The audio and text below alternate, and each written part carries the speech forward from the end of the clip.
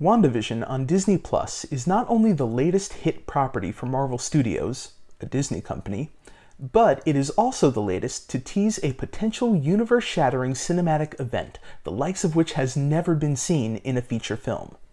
Now I'm going to go out on an extremely presumptuous limb and assume that not everyone watching this video is quite as nerdy as I am, so this will require a small history lesson to get started.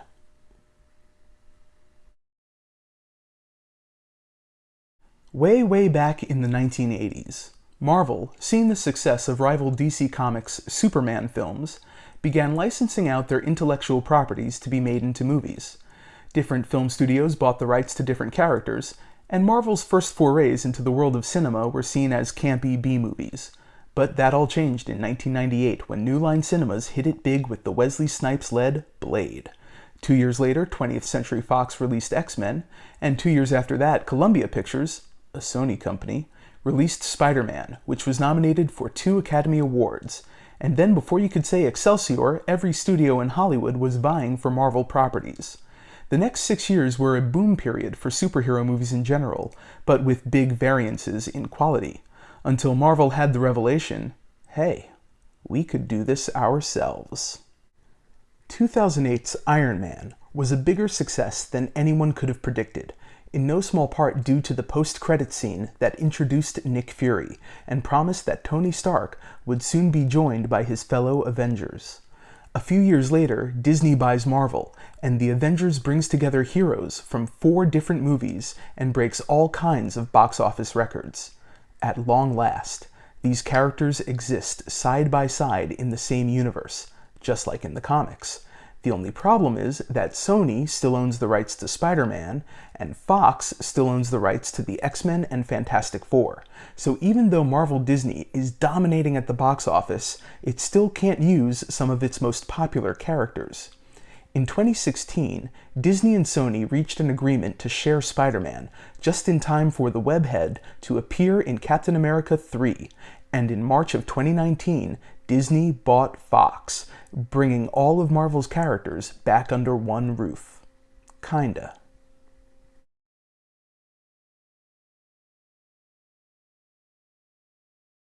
So back when Fox still owned the X-Men, they decided to use the character Quicksilver in Days of the Future Past. However, Marvel had already teased both Quicksilver and his twin sister Scarlet Witch at the end of Captain America 2, as they were going to be heavily featured in Avengers Age of Ultron.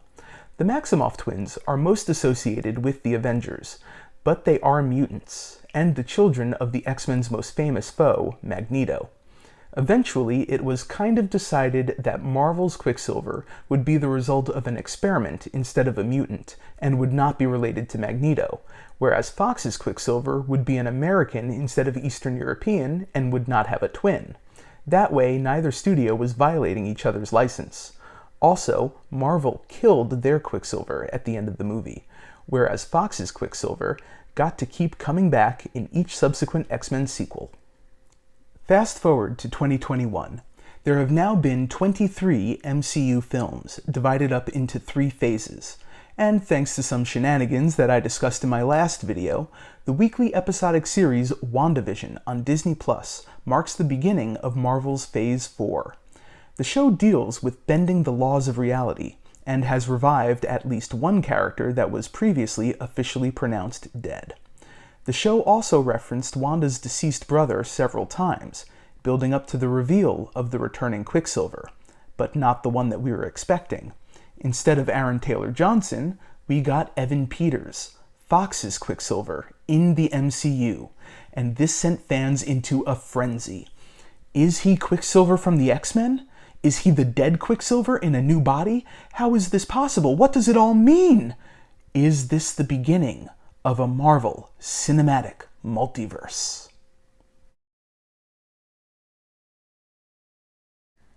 The concept of multiple universes is nothing new in the world of comics. DC retroactively explained the differences between their Golden Age and Silver Age characters in the story Flash of Two Worlds, which eventually gave way to Crisis on Infinite Earths. And Marvel has in the past maintained multiple continuities that run alongside each other. Most notably, the main Marvel Comics continuity is referred to as Earth 616, while the Ultimates takes place on Earth 1610.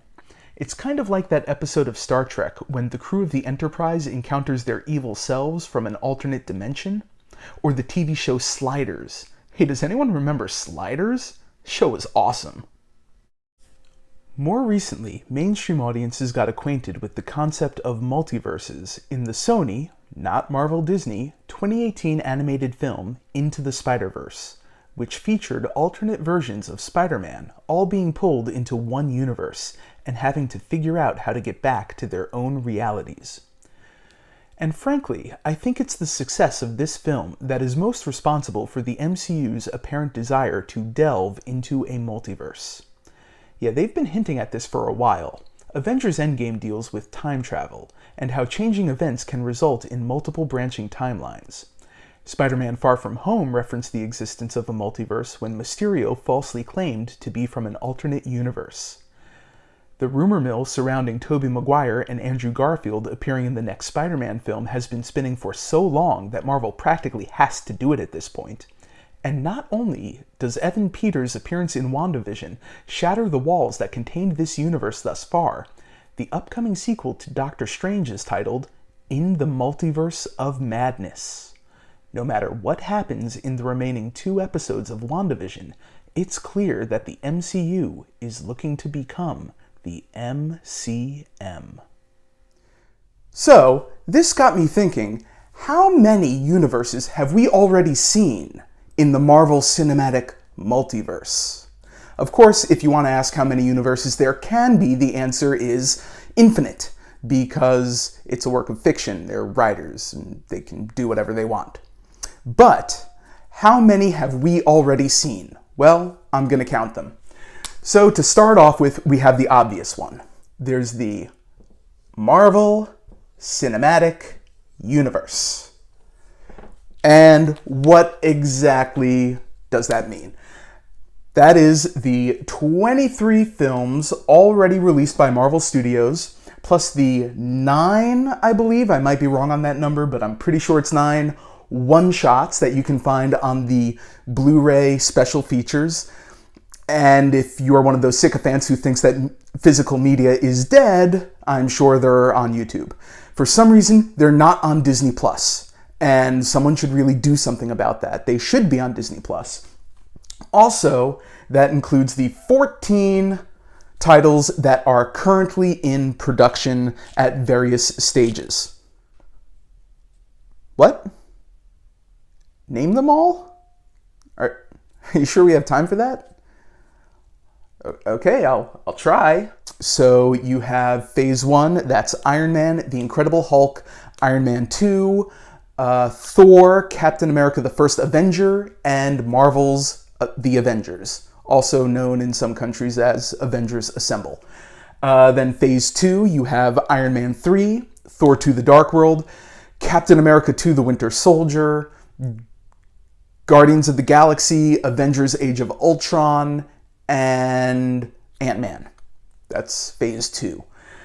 Phase 3, this is the one where I'm gonna get them all out of order. I'm probably gonna miss one, but it's 12, we got 11 to go. So you have Doctor Strange, Captain America 3 Civil War, then there's Guardians of the Galaxy Volume 2, Black Panther, Spider-Man Homecoming, Thor Ragnarok, Avengers Infinity War, Captain Marvel, Ant-Man and the Wasp, and Avengers Endgame, and Spider-Man Far From Home.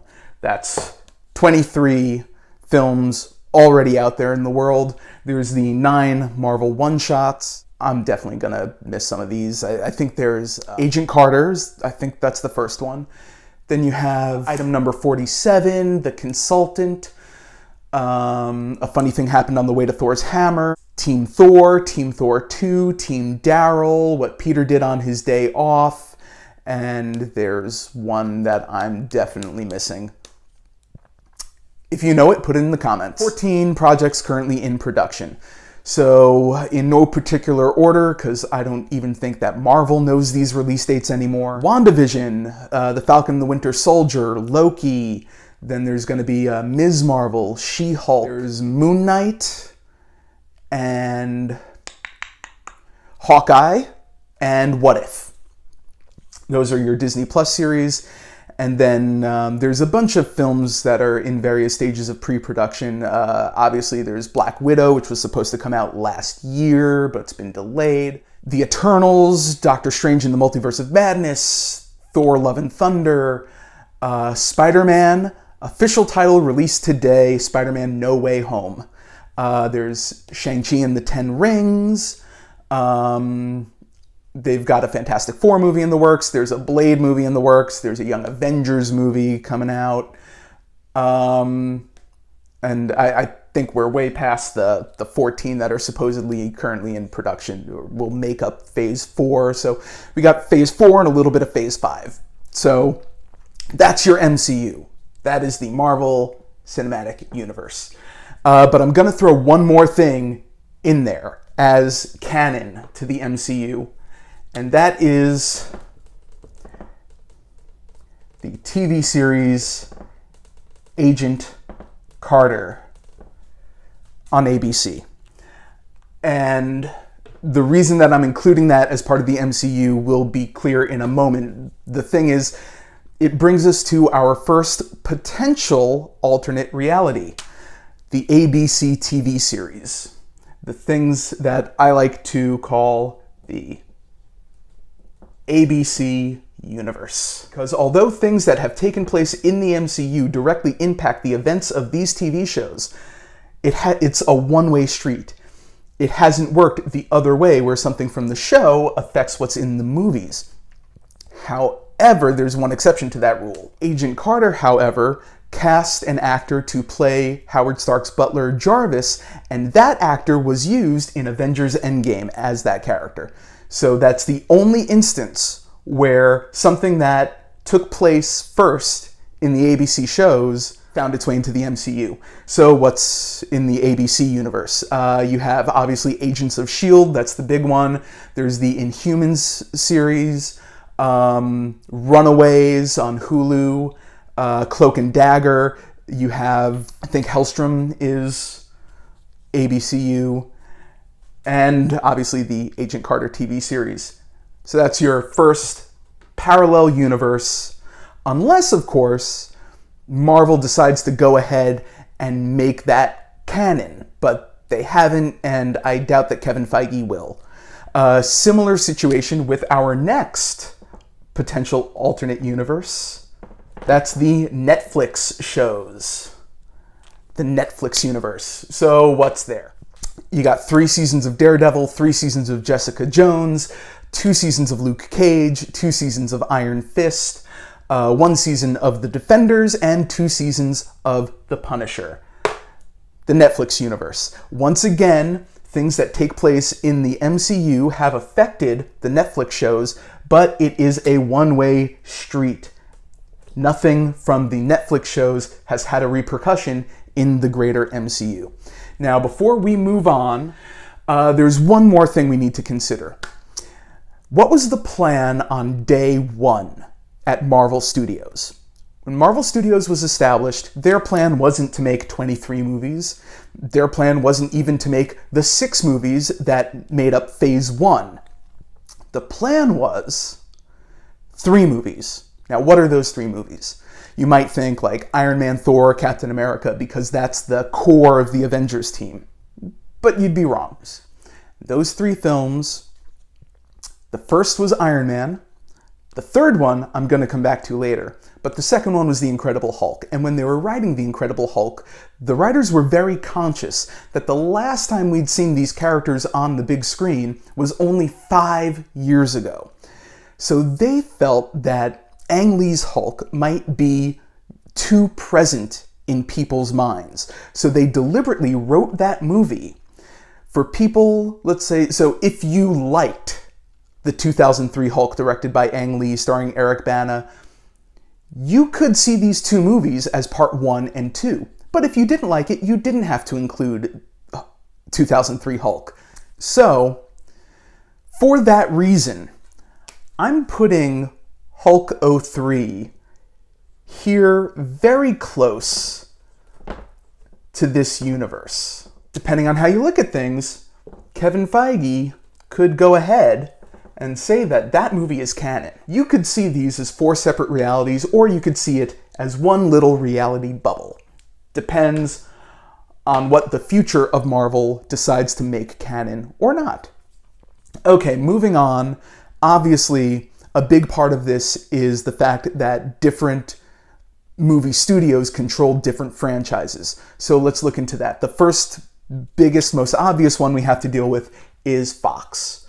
So what goes in the Fox universe?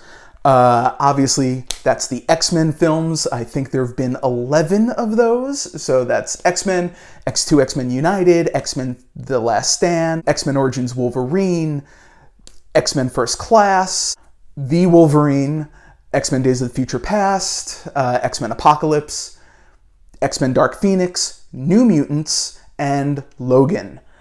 Those are all in the Fox universe. We also have to include the 2 Deadpool films and the 2 Fantastic Four films, Fantastic Four and Fantastic Four 2, Rise of the Silver Surfer. Including those 2 films because Simon Kinberg wrote those, and he also wrote, or at least worked on the storylines for a lot of the X-Men films over at Fox. And there were plans to have that version of the Fantastic Four join that version of the X-Men and set up their own shared universe at one point. Fox also owned 2 other comic book franchises, and those would be Daredevil and Elektra. There's one more thing that goes in the Fox universe that actually predates all of the X-Men and Daredevil and Fantastic Four films that they did. In 1998, Fox produced a TV pilot that did not get picked up, but was released as a made-for-TV film starring David Hasselhoff. Yes, I am talking about Nick Fury, director of S.H.I.E.L.D. I'm including that in the Fox universe. The next big studio that we need to talk about is Sony. Obviously, they control or share the rights to Spider-Man, and they have done several different versions of Spider-Man already, so we need to break those down. First, we've got the Sam Raimi Spider-Man, and that's very simple. That's just the 3 Spider-Man movies starring Tobey Maguire, Kirsten Dunst, and James Franco, all directed by Sam Raimi, Spider-Man 1, 2, and 3.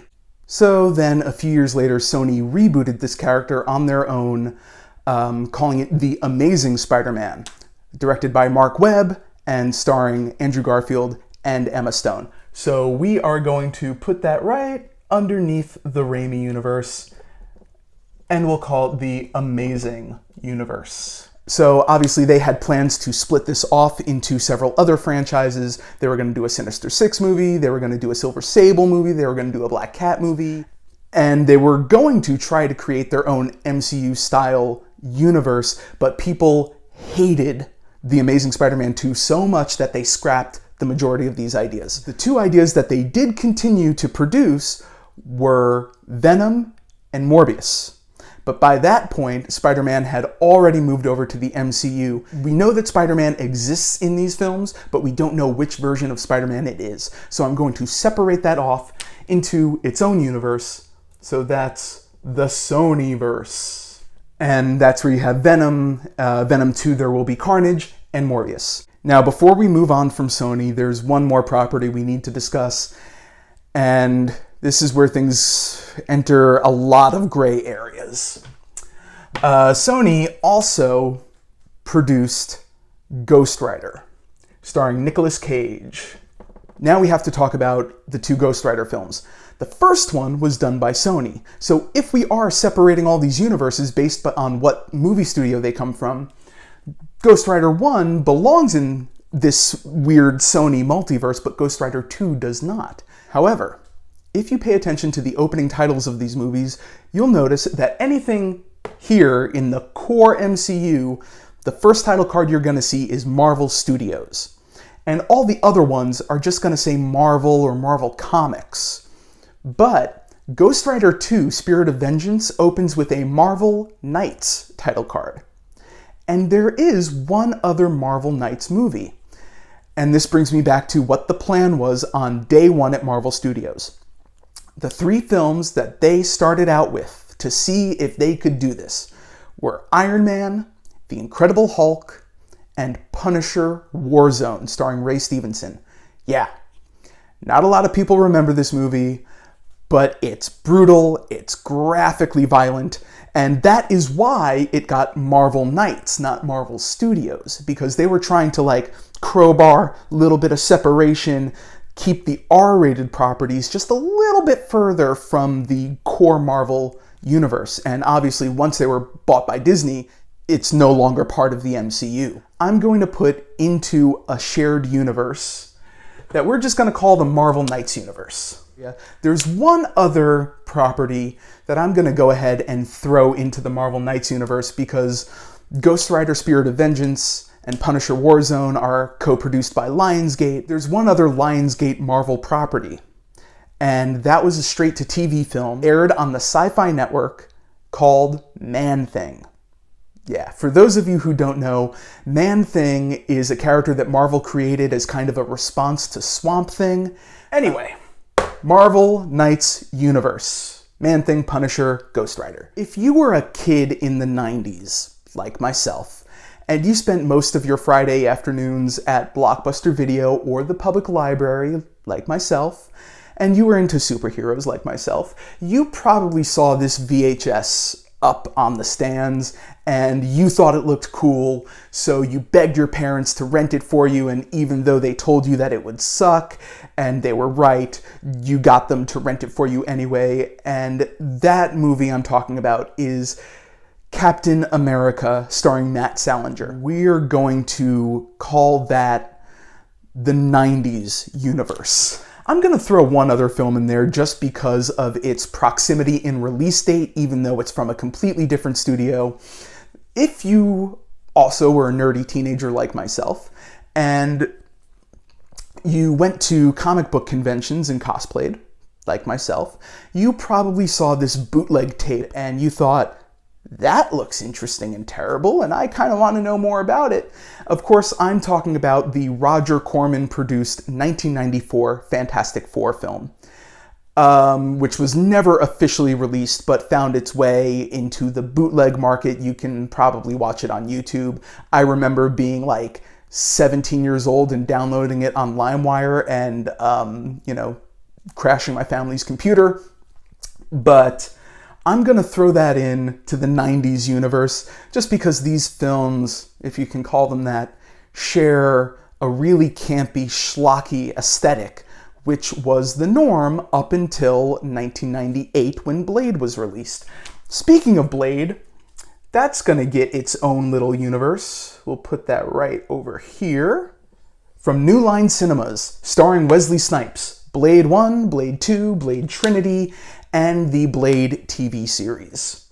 So that gets its own little pocket dimension. There's a few more single films here that don't really fit into anything else. I couldn't find a way to lump them into any other category, so we're just gonna knock these out of the park pretty quick. The first one is universally hated, Fan Four Stick. Directed by Josh Trank, starring Miles Teller and Michael B. Jordan and one of the Maras. The less we say about this movie, the better. It's very unlikely that we'll be seeing this version of the Fantastic Four anywhere near the MCU.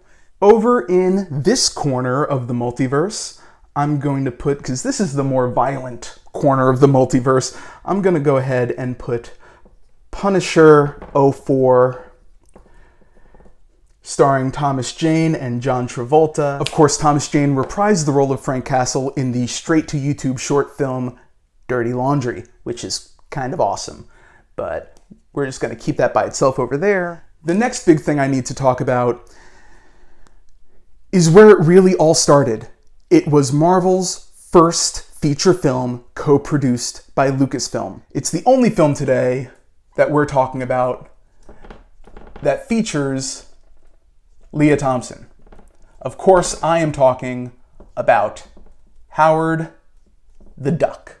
And we put it right up at the top because all hail Leah Thompson. Shout out to my sister Katie and her friends down at What the Flux podcast. Check them out, they're amazing. So, what else? We've only got a few left to go. We're in the end game now.